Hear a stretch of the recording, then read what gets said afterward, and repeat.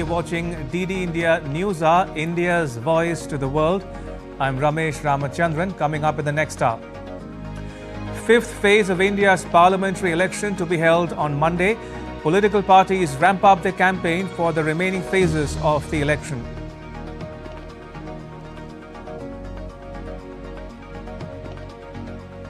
Saudi Arabia's Crown Prince and US National Security Advisor hold talks on an almost finalized draft of a bilateral deal between Washington, D.C. and Riyadh. Georgia's president puts a symbolic veto on the Russia-style foreign influence law that sparked unprecedented protests in the country. And in badminton, India's Satvik Sairaj Rankireddy and Chirag Shetty win Thailand Open for the second time.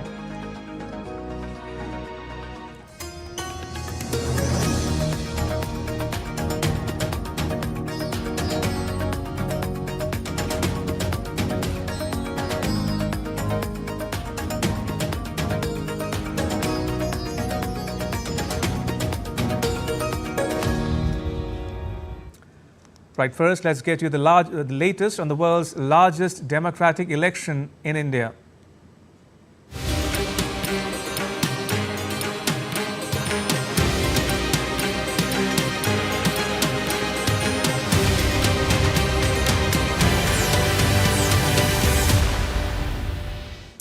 The fifth phase of India's parliamentary election will be held on Monday, with 49 constituencies spread over 6 states and 2 union territories going to the polls. Polling will be held on 14 seats in Uttar Pradesh, 13 in Maharashtra, 7 in West Bengal, 5 each in Bihar and Odisha, 3 in Jharkhand and 1 each in Jammu and Kashmir and Ladakh. 695 candidates will be in the fray. Campaigning for this phase ended on Saturday evening local time. But campaigning for the remaining 2 phases of India's parliamentary election continue apace, with candidates ramping up their campaign across the country. BJP leader and Prime Minister Narendra Modi campaigned in Jharkhand on Sunday. Addressing a public meeting in Jamshedpur, the Prime Minister slammed the opposition, saying that the Congress party has been the mother of corruption, while parties such as the JMM and the RJD have looted Jharkhand at every opportunity. Congress, जामुमो और RJD जैसी पार्टियों ने हमारे झारखंड को हर मौके पर लूटा है और कांग्रेस भ्रष्टाचार की जननी है। कांग्रेस ने 2G घोटाला किया, कोयला घोटाला किया, अनगिनत घोटालों में कांग्रेस ने लूट के रिकॉर्ड बनाए। आप आरजेडी को देखिए, नौकरी के बदले गरीब से जो बेचारा 2 टाइम की रोटी के लिए नौकरी तलाशता था, ऐसे गरीब की जमीन लिखवा ली, गरीब से जमीन छीन भी ली और बदलाव में नौकरी का वादा किया। जामुमो ने यही गुण, वही आदतें, वही चरित्र कांग्रेस से और आरजेडी से सीखा है। The Prime Minister also addressed a rally in West Bengal's Purulia. Addressing the gathering, the Prime Minister highlighted the failures of the opposition alliance and the commitment of the BJP towards the development and uplift of the region. Prime Minister Modi also addressed a public meeting at Bishnupur. Meanwhile, opposition, the Congress party leader Rahul Gandhi and Samajwadi Party President Akhilesh Yadav jointly addressed a public rally in Uttar Pradesh's Prayagraj. Right, joining me is my colleague Gautam Roy, who is standing by in Leh in Ladakh. Gautam, is Ladakh all set for the election? What kind of arrangements have been made for voters? As they say in Ladakh, Jule, I've been saying that right from the time that I've been there. It's such a beautiful word, goes for everything and anything in terms of a greeting. Preparations are all in place. There are about 77 polling stations here in Ladakh. The voters are 185,000 roughly. Not a large number, but this is the largest constituency in the entire country for a Lok Sabha seat, a parliamentary seat. And roughly there's 1.2 voters per square kilometer in this union territory. So a lot of work has gone into the deployment of polling personnel, including the recruitment of choppers, helicopters of the Indian Armed Forces to take some polling parties out. About 25 odd sorties have been done to take them to remote locations. There's a polling station, a special polling station that's been set up in a village that just has 5 voters. So all that has been done apart from the sweep activities to get as many voters out as possible. I've spoken to the CEO of Ladakh as well, the Chief Electoral Officer, and he said that a lot of effort has gone in. Even Bollywood actors were roped in to get people to the polling booths. The last time around, there was about 70-71% turnout, and he's quite hopeful that this time around the turnout will be more, although there are some Buddhist festivals also going around in this period, and of course it could be an extended weekend for some people, but he's hopeful that the record of the last time will be broken. All right, we'll leave it at that. Gautam, thank you. That was Gautam Roy reporting from Leh in Ladakh. Now, with less than 24 hours left for the polls to begin on 7 seats in West Bengal, polling parties are queuing up to collect polling material. The Election Commission has made elaborate arrangements at the dispersal centre, with thousands of people coming in from different parts of the state. Dibyendu Mondal has more. We are at the polling party distribution and EVM distribution center here in West Bengal, where you can see behind me the polling parties are making last-minute preparations, and the EVMs here are being distributed to the various polling parties that will be moving to the electoral booths in different parts of the state to particularly speak about this constituency in different booths of this constituency. People have been waiting here since morning. The EVMs are being checked and distributed to the respective polling parties of the respective polling booths. Arrangements for drinking water, medical teams, adequate arrangements for food are also being provided by the Election Commission. Announcements are also being made by the Election Commission to ensure that all the activities are carried out smoothly here at this EVM distribution center, and the distribution of the polling kits, which includes the indelible inks, the name of the registrar, the name of all the registered voters, and also all the essential documents that are required to conduct elections in the respective polling booths. So, of course, the Election Commission has made proper arrangements, full-fledged arrangements here for the distribution of the EVMs. The polling parties are also being briefed about the various methods of conducting elections here. So, of course, with just a few hours left, these polling parties will be moving to their respective polling booths by the night, and in fact by evening they will be setting up the polling booths in their different parts of the constituencies here in the Bengal Lok Sabha where I am. With camera person PK, this is Dibyendu Mondal from Bengal Lok Sabha in West Bengal for DD India. And joining me from West Bengal is another of my colleagues, Prasenjit Bakshi. Prasenjit, what more can you tell us about the Prime Minister's rallies in West Bengal? Look, Ramesh, since yesterday, suddenly, in this couple of phases which are left for polling in West Bengal, the entire thing has changed, and that has been portrayed, or that has been noticed by today's rally of Prime Minister Narendra Modi.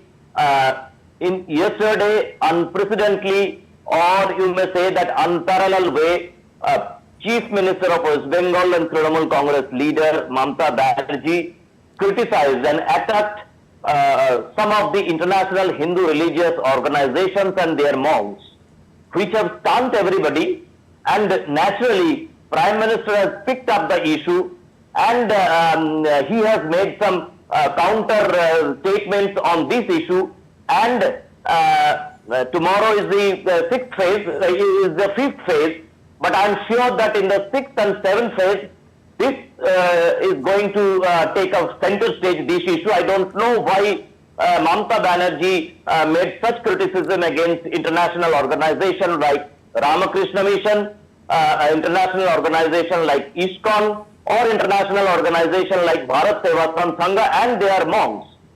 Equally attacking Prime Minister Narendra Modi today, criticized Mamata Banerjee, her approach, her such type of choosing of words and sentences, and somehow in this sixth and seventh phase, the narratives of West Bengal poll has changed altogether, Ramesh. Also, Prasenjit, 7 seats are going to the polls in Bengal on Monday. Any key contests to watch out for? Right. Obviously, the Minister of State and Shipping, Mr.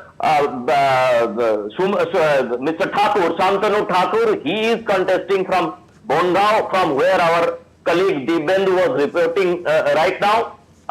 Similarly, in Srirampur of Hooghly district, there will be a deputy leader of Trinamool Congress, Advocate Mr. Kollan Bandyopadhyay, and in the adjacent constituency from Hooghly, there will be a senior women leader of BJP, Mrs. Locket Chatterjee. So these are the few prominent leaders, and of course from Bharatpur, the very talked about leader Arjun Singh of BJP, who was shifted to Trinamool Congress meanwhile and again came back to BJP to contest from his home ground Bharatpur. So these are the few big names for the tomorrow's phase. All right, we'll leave it at that, Prasenjit. Thank you. That was Prasenjit Bakshi reporting on the Bengal elections from the state. Now, the Union Territory of Ladakh will go to the polls on Monday. Ladakh has witnessed a keenly contested battle between the candidates of national parties such as the BJP and the Congress from Leh and an independent candidate from Kargil. The choice is tough for Ladakh's 185,000 voters. But they are unanimous on one issue, that efforts to make Ladakh carbon neutral by 2050 should be carried forward. Gautam Roy reports from Leh. Ladakh has had a long-standing relationship with harnessing the sun's energy, be it lighting its streets or powering their homes. Solar water heaters, sold at rates subsidized to as much as 75% by the Ladakh Hill Autonomous Development Council in both Leh and Kargil districts, are an integral part of most Ladakh homes. The Union Territory gets bright sunlight 320 out of 365 days a year. In winters, when temperatures plunge to as low as minus 40 degrees Celsius, these solar water heaters are no less than lifesavers. इसकी वजह से हमको सुबह शाम रात दिन हर वक्त गर्म पानी मिलता है सर, चाहे हाथ धोने के लिए चाहे नहाने के लिए बहुत फ़ायदा है सर। ये तो हमारे जो लद्दाख जैसे सर्दियों में बहुत के काम में आता है। Even e-mobility has been introduced in Ladakh with India's first carbon neutral integrated solar EV charging station where even private EV cars can be charged. The buses do the rounds of not only cities like Leh and Kargil but also ferry passengers to and from villages 70 to 80 kilometers away. The government has already introduced 19 e-buses in the Union Territory of Ladakh for public transportation, and these buses are more comfortable, safety-wise. It's economic-wise, it's cleaner, it's safer, and it's placed on different routes as as it stands now. Passengers using the service of electric public transport are appreciative of the efforts and want them to be extended further. It's a good idea. If lots of people use electric bus except for their personal cars, there is a less chance their pollution will be increased. So in my case, I'll use many times electric bus when I reach in time. But Ladakh is on the flight path of becoming carbon neutral by 2050, and multiple initiatives are being rolled out to make it happen. These range from making the Leh airport carbon neutral with an array of solar panels on its new and upcoming structures, Several mega solar power projects are also being set up in different parts of the Union Territory to power up the national northern grid. And a green hydrogen mobility project in Leh's Palam is also being readied to ply hydrogen-fueled zero-pollution buses. The goal to make Ladakh carbon neutral by 2050 may sound like a distant dream. But someone wise at once said that Rome wasn't built in a day. But with the way and the multiple facets that this work is being taken forward, this Rome will surely be built brick by brick, or shall we say solar panel by solar panel. With camera person Naveen Kumar Jha, Gautam Roy, Leh, Ladakh, DD India. 14 parliamentary seats of Uttar Pradesh, including Rai Bareilly, Amethi and Lucknow, will go to the polls in the 5th phase of election on Monday. Tapas Bhattacharya gets you the details.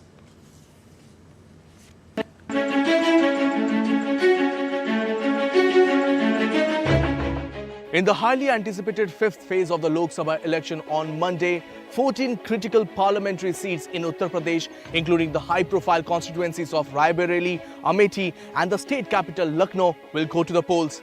A total of 49 seats across 6 states and 2 main union territories will be contesting in this phase.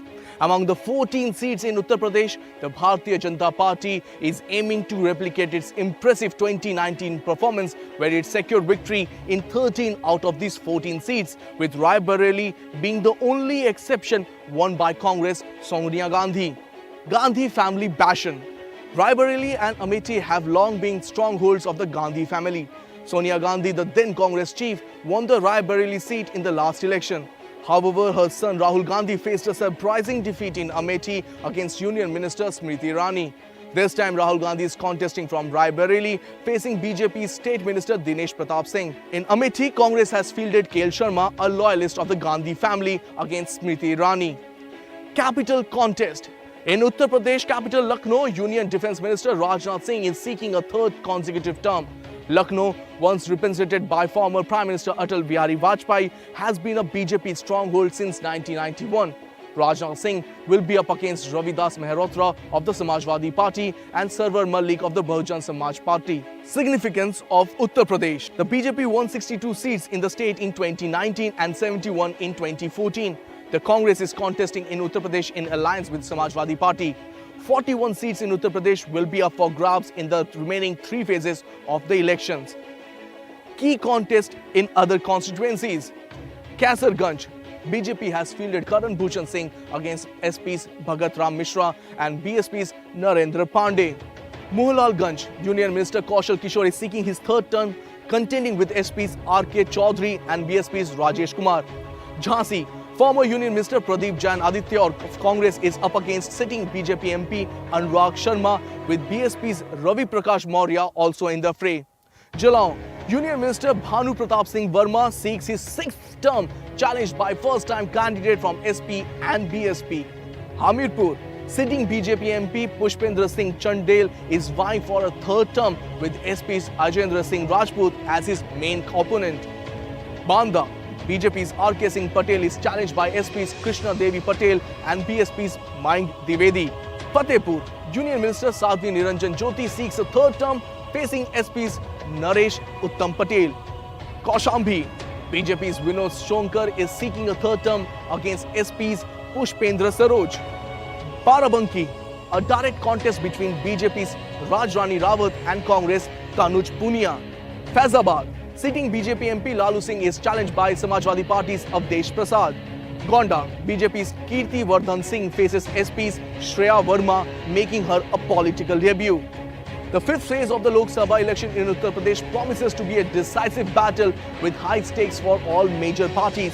The result of these 14 seats will significantly impact the overall outcome of the general election, making this phase one to watch out closely. With camera person Gaurav Giri, this is Taposh Bhattacharya for DD India from Uttar Pradesh. A delegation comprising foreign diplomats, including Singapore's High Commissioner to India, Simon Wong, and Nepal's Ambassador to India, Shankar Sharma, attended Prime Minister Narendra Modi's public meeting in North-East Delhi constituency on Saturday. Diplomats from 13 foreign missions were present at the rally to observe the vibrancy of India's democratic processes. Polling for all 7 parliamentary constituencies in Delhi would be held in a single phase on the 25th of this month. Still to come on DD India News Hour. A scorching heat wave grips several parts of India.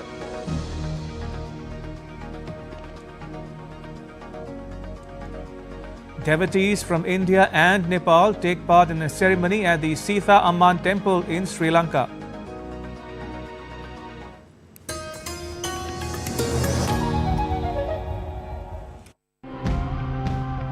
The future may seem scary, but it is solutions like these that make it less bleak. The interest in insect farming in India came only in the context of environmental management to convert these municipal and then organic waste. There are around 10,000 crickets in this container. It contains over 60% protein. At first, I took the initiative to stop the sewage runoff in my own home, using what I knew and on my own volition. It's a research topic for the future, but it would be really good to be able to treat the water and be able to reuse it, and at the same time produce plants for human consumption and other uses.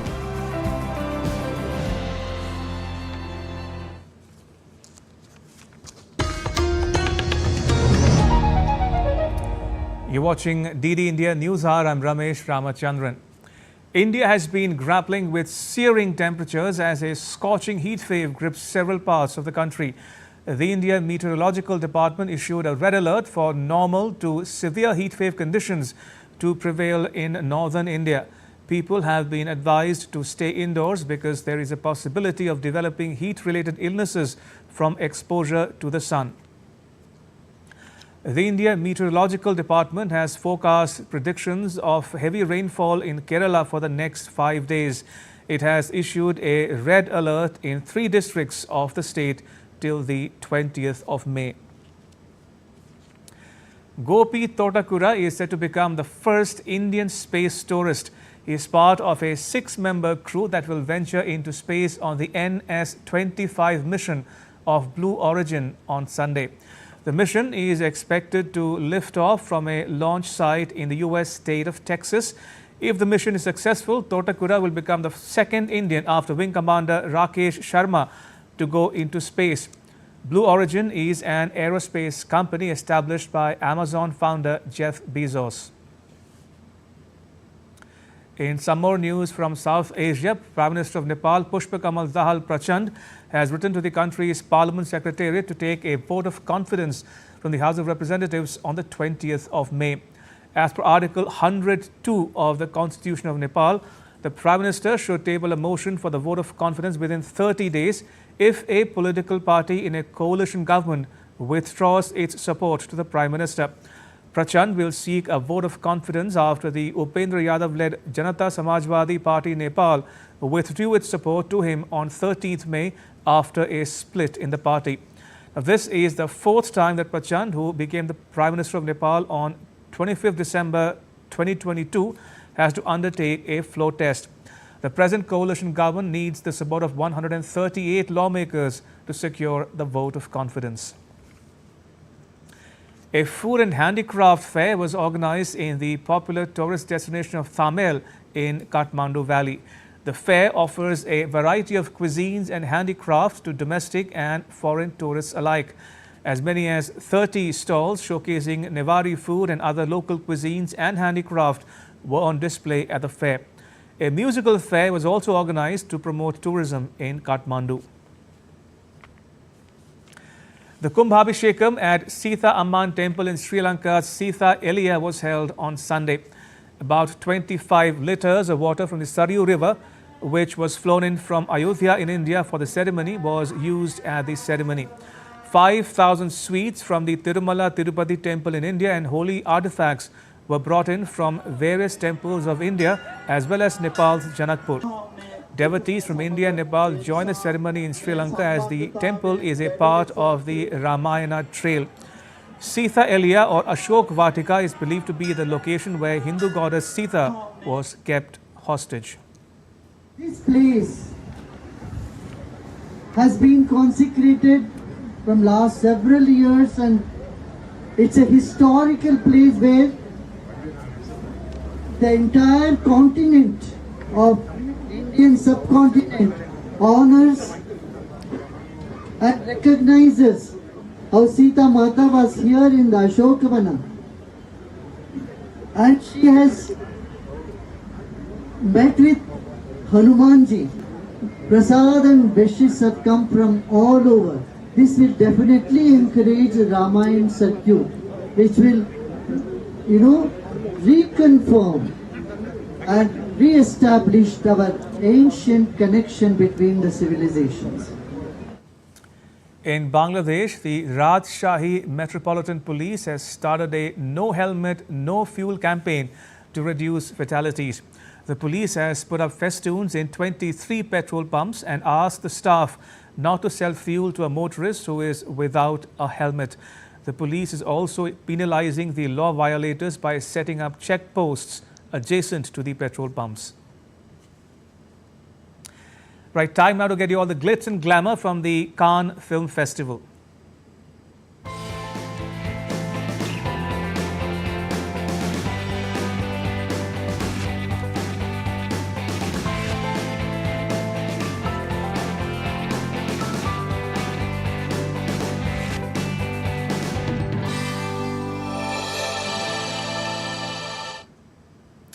Now, Sunday is day 6 of the Cannes Film Festival. 4 movies in the competition section of the festival this year would be screened during the day. At India's Bharat Pavilion, a session with music maestro A.R. Rahman has been planned. DD India's Monman Bhattacharya spoke with Indian filmmaker Pan Nalin in Cannes. His film Cello Show or Last Film Show was India's official entry to the Oscars in 2023. Pan Nalin is a jury member of the directors branch of Oscars. He also took part in a panel discussion on Indian incentives for co-production at the Bharat Pavilion set up by India. Joining us in the picturesque city of Cannes in France is Pan Nalin. He is an Indian filmmaker of international fame and of Cello Show fame as well, which was India's official entry for Oscars 2023. He's right here with us. He's also member of the jury in the Oscars for the director's branch. Such a pleasure to have you once again here in Cannes with us. How are you doing? Oh, great. Look at it. Great weather, great place, lot of good cinema and great year for India. Absolutely great year for India. Tell us about how the incentive scheme of the Government of India is actually benefiting filmmakers who are part of co-productions.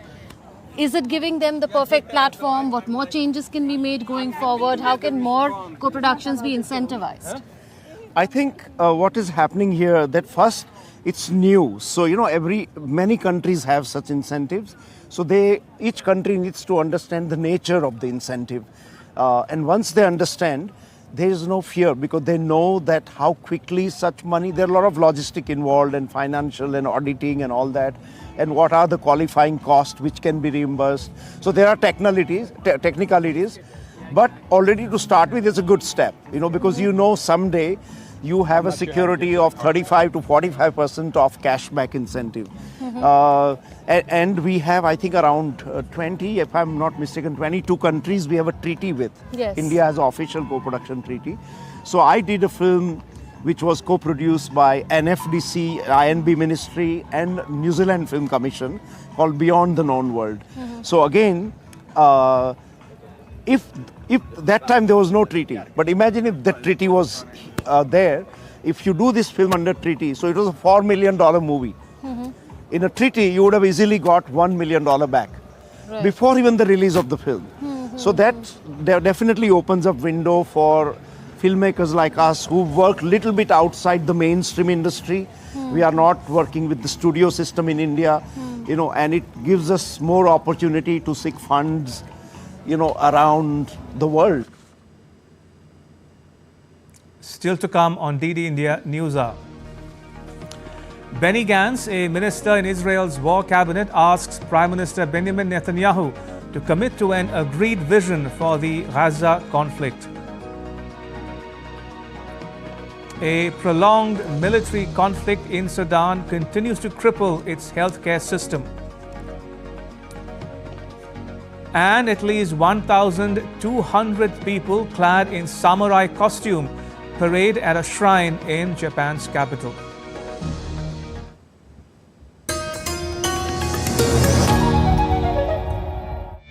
We are in Cannes, the famous city on the French Riviera. The 77th edition of the Cannes Film Festival is here. So soak into 12 days of world cinema and the hottest fashion trends. The famous 24 steps leading to the Palais des Festivals, where most of the cinema at this festival is screened, are beckoning. Join me, Munmun Bhattacharya, as I take you through all the buzz around the festival and on India's participation in it, only on DD India.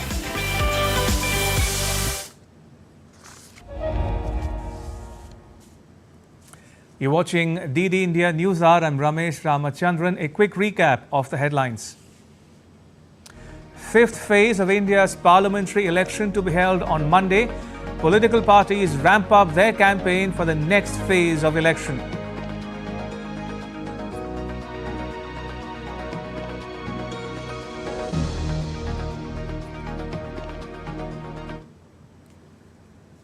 Right, we'll get you some more news on this broadcast now. Let me pull up some news from West Asia now. Saudi Arabia's Crown Prince Mohammed bin Salman met with US National Security Advisor Jake Sullivan in the Saudi city of Tehran on Sunday. The Saudi state news agency reported that the Crown Prince and Sullivan reviewed the semi-final version of a bilateral deal between Washington, D.C. and Riyadh. During the meeting, the two discussed about the advancement of certain bilateral strategic agreements which are nearing completion. The White House said on Friday that Sullivan would visit Saudi Arabia and Israel to discuss bilateral and regional matters, including Gaza and efforts to achieve lasting peace and security in the region.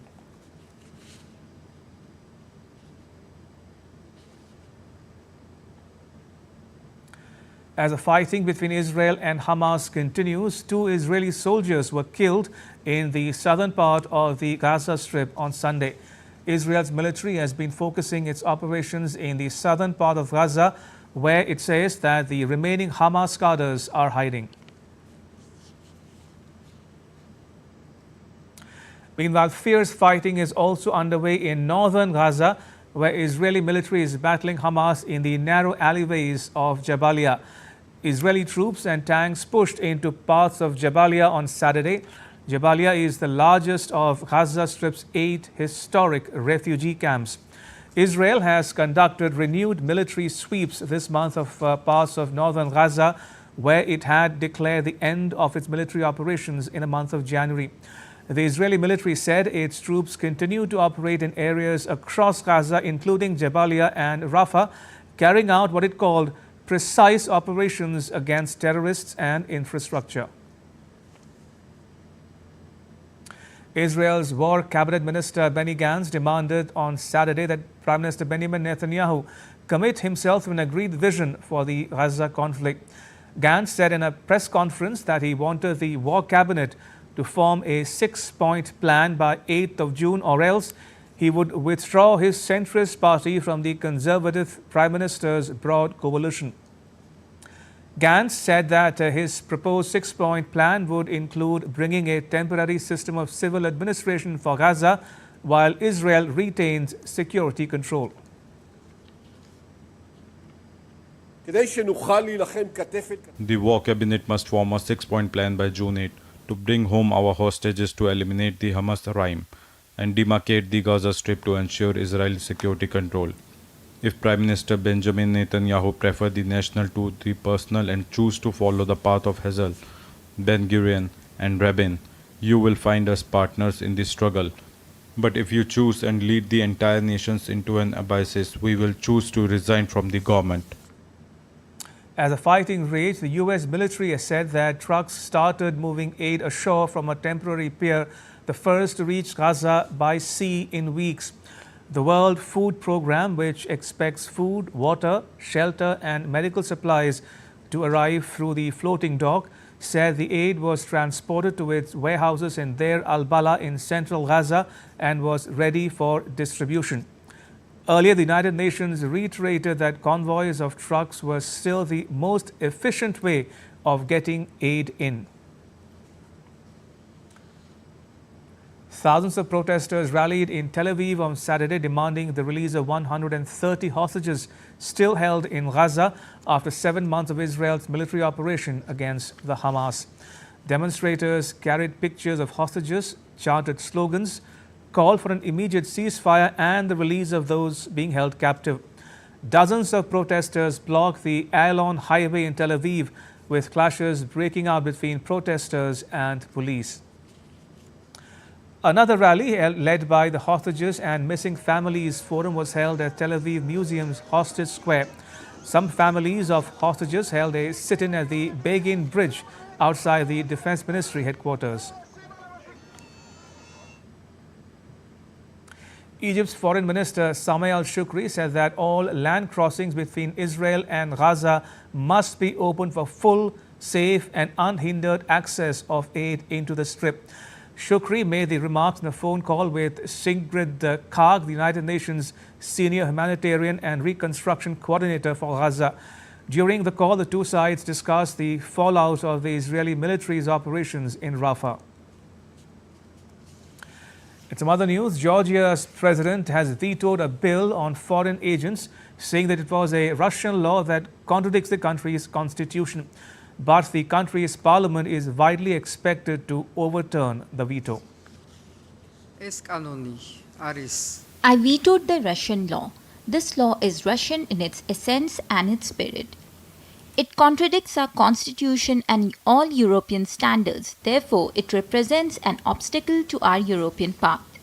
From the legal point of view, this veto has no problems and this veto will be transferred to Parliament. This law is not subject to any changes and no improvements, and therefore this is a very simple veto. This law must be repealed. The draft law triggered mass protests across Georgia and drew condemnation from the United States. The law would require organizations receiving more than 20% of their funding from abroad to register as agents of foreign influence. The draft law's opponents say the bill mentions charges similar to what Russian dissidents face. And joining me from Moscow is my colleague Dasha Chernishova. Dasha, why is the law so controversial?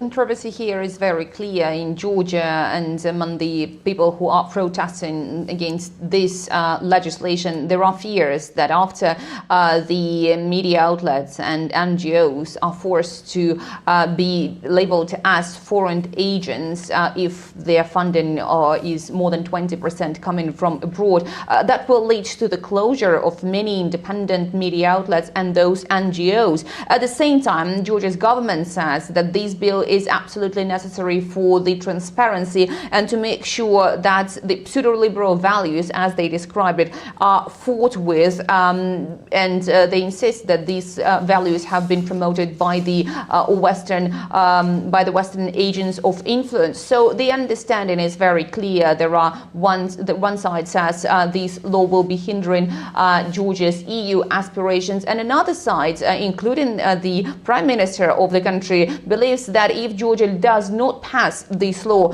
then it has the risk of actually losing its sovereignty and easily sharing the fate of Ukraine. That's according to Prime Minister Kakabidze. So the transparency law is something that is present in a number of countries. It is present in Russia, but Moscow obviously insists that anything that is happening in Georgia is the sovereign affair of the Georgian people and the Georgian government, but also reminds that similar legislations and similar bills have been passed and became law in a number of countries, including the United States, including some EU countries, such as France, for instance. I also want to ask you, Dasha, why is it being called a symbolic veto by the president of Georgia? Well, the thing is that even though the president has vetoed this legislation, it has already been passed by the majority of the Georgian government. Out of 150 legislators, 84 voted in favor. So the same procedure is expected to take place in a couple of days when they meet and gather again. And then this veto will be overridden. But keep in mind that the president of Georgia has said that this law is in spirit Russian law, saying that the president is at odds with the present government, where the Georgian Dream Party has introduced and was first to actually come up with this legislation. So the understanding at this moment is very clear that the protesters are there in the streets. They are demanding not to pass this law, but the government can easily override the veto by the president. And the president has also said that she will be trying to do everything possible to unite the opposition. If united, that could obviously be given some sort of more leverage to not to pass this bill. But this is unlikely to happen as things stand now. Dasha, thank you. Dasha Chernyshova in Moscow. And staying in the region, Ukraine's President Volodymyr Zelensky has said that his country's forces have been repelling Russian attacks as Moscow claims to have captured a village in the Kharkiv region. Russia said that its forces shot down a missile fired by Ukraine. Meanwhile, Kiev accused Moscow of targeting civilians in two cities of Kharkiv, which have become the new front in the conflict. But Zelensky remained confident that Ukraine's troops were in a stable position in the region. I thank all our warriors who showed sufficient resilience and managed to gain more confidence, especially in the Kharkiv direction this week. The occupier is losing its infantry and equipment, a tangible loss, even though just as in 2022, it was counting on a quick advance on our land.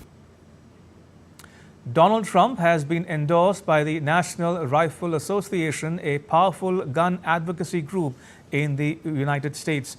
He received the association's blessing at its annual meeting on Saturday. The former U.S. president told its members that if they helped him get re-elected, he would roll back gun safety regulations, calling himself the best friend gun owners ever had in the White House. Tony Waterman has more.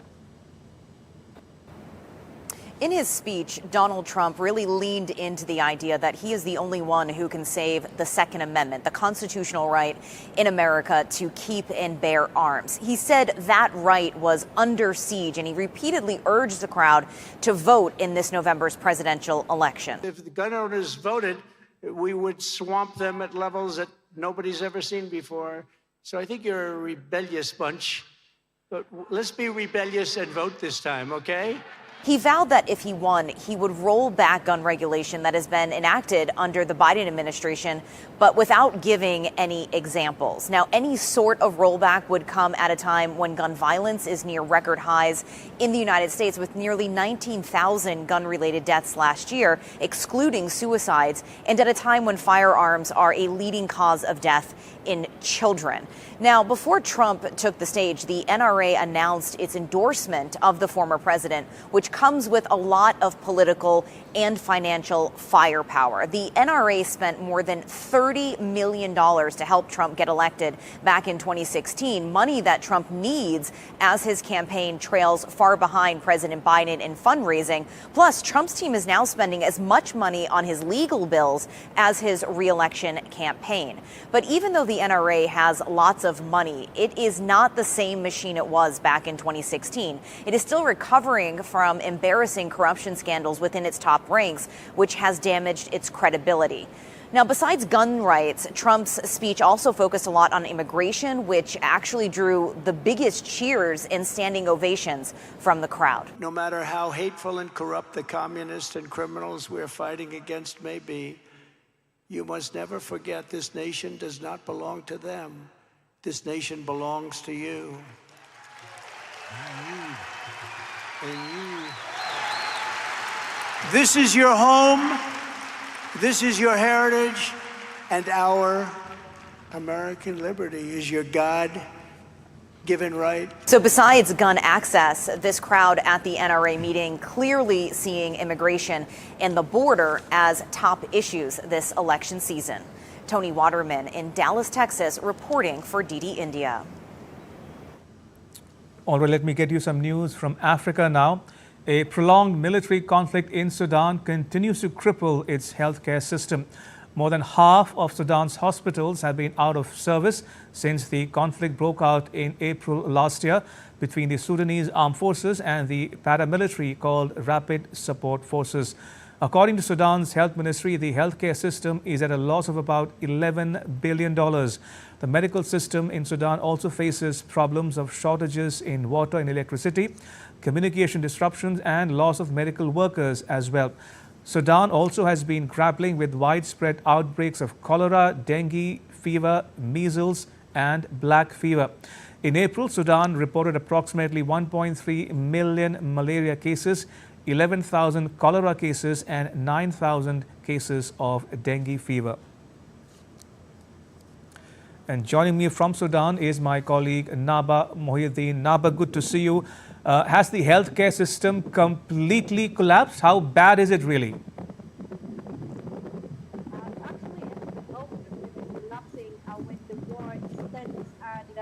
We saw reports at the beginning of the war, when the war was only 3 months old, that 70% of the hospitals and health services were collapsed, partially or totally collapsed. But now we can say more than 80% of the hospitals and all of the medical units have been destroyed by the war, because the war extended to new regions like Central Sudan, and now we see the war that extending to Darfur region. So whenever there is more conflict and the war extends, of course, health system is totally collapsed, because doctors cannot reach the places where people need help, because when a city falls under the control of the RSF, civilians, of course, displaced to other safe regions. So people who are staying there or forcibly or can't leave the place, they can't get medical supplies or health services. So yes, 80% of the hospitals and medical units in Sudan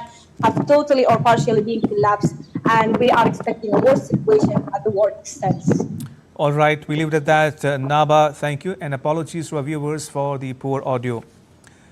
And staying in Africa, trade between Nigeria and India has grown in the last 2 years to the tune of $20 billion.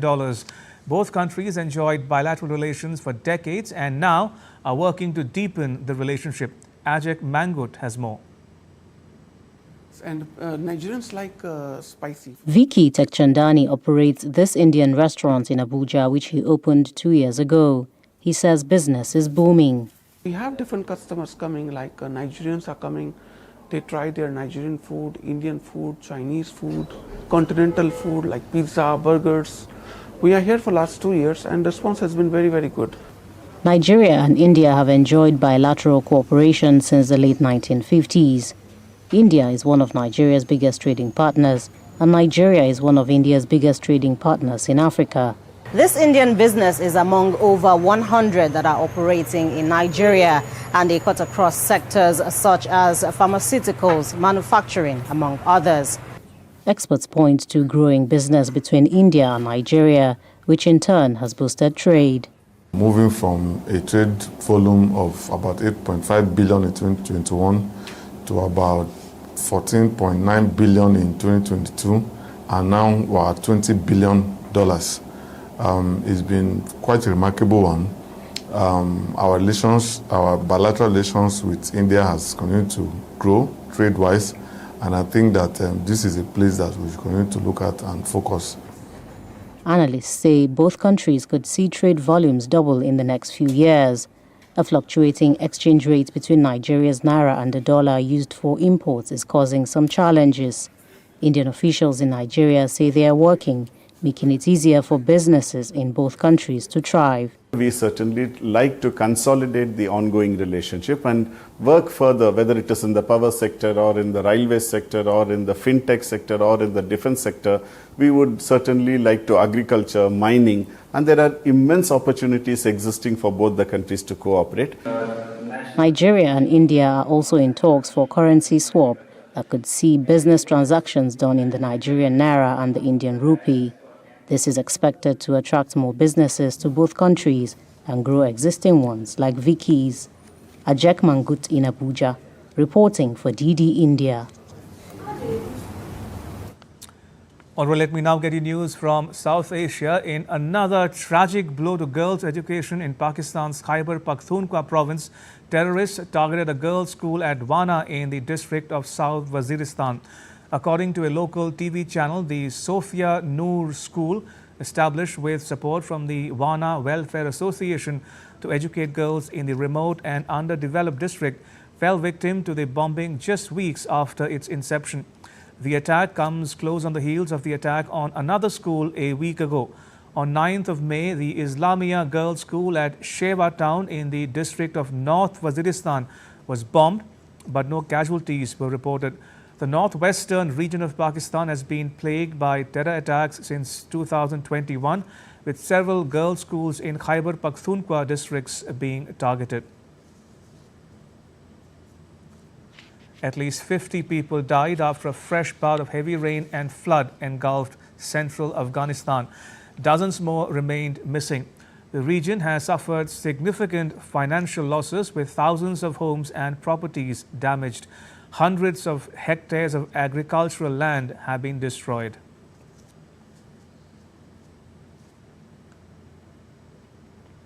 And now take a look at what else is making news around the world. The breakaway Republic of Somaliland held its 33rd Independence Day. The attendees hoped that the northern Somali enclave would gain international recognition as an independent state. A colorful parade showcased the region's culture and heritage as Somaliland's forces marched in front of top dignitaries of the autonomous territory.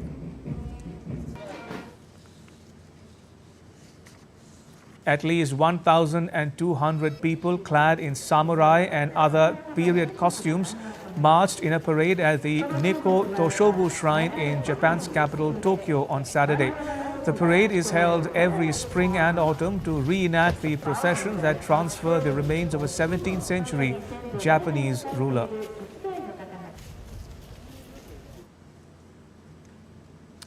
And now to all the news from the world of sport.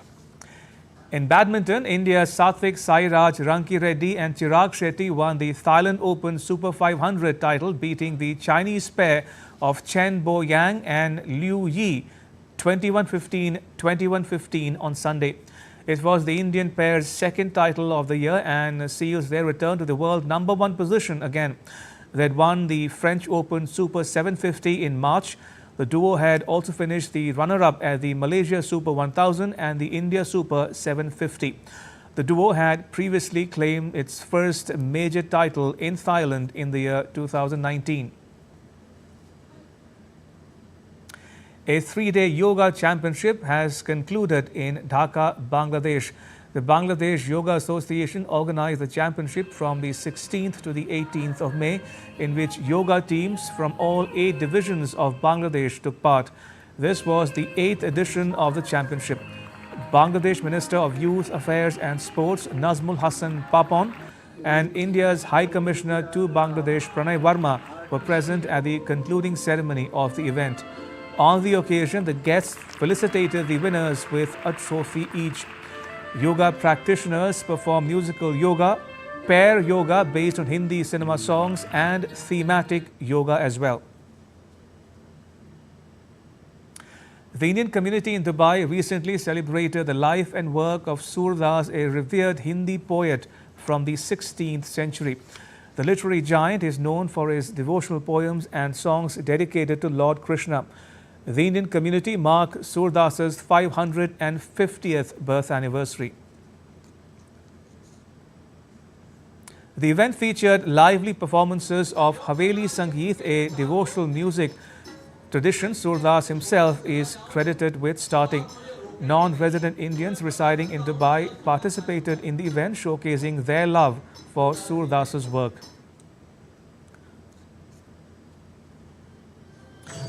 Poetry recitals and theatrical presentations by women added another dimension to the celebrations, highlighting the timeless quality of Surdas's writing.